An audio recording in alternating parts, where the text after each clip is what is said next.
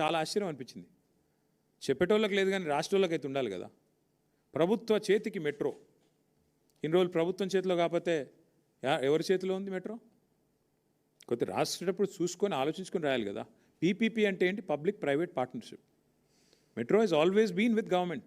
ఇప్పుడు ఓఆర్ఆర్ మీద ఎవడో పనికి మళ్ళీ రాస్తాడు, ఓఆర్ఆర్ ప్రైవేట్ వాళ్ళకి అమ్మేసిండ్రు, అనేటోడు అంటాడు రాష్ట్రాలకు ఉండాలి కదా. అమలే స్వామి లీజు, అది లీజే ఇది లీజే. జిఎంఆర్ ఎయిర్పోర్ట్ కూడా లీజ్ మీదే ఉంది, మళ్ళీ అల్టిమేట్ గవర్నమెంట్కే వస్తుంది. ప్రజల సంపద అది, అది రేవంత్ రెడ్డిదో కేటీఆర్దో ఇంకొకరిదో వ్యక్తుల సంపద కాదు.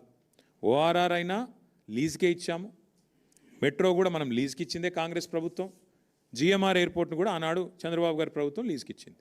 కాబట్టి ఇవన్నీ కూడా లీజులు తప్ప ఇదెవరో అమ్మినరు, ఇంకొరెవరు తిన్నారు, అవన్నీ డబ్బులు వెనకాల వేసుకున్నారు, ఇట్లాంటి పనికిమాలిన మాటలు కరెక్ట్ కాదు. కానీ ఇవాళ రేవంత్ రెడ్డి గారి నిర్వాహకం ఎంత దరిద్రం అంటే 15,000 కోట్ల అప్పు, అనవసరపు అప్పు రుద్దుతుంటే దాని మీద అందంగా రాస్తారు.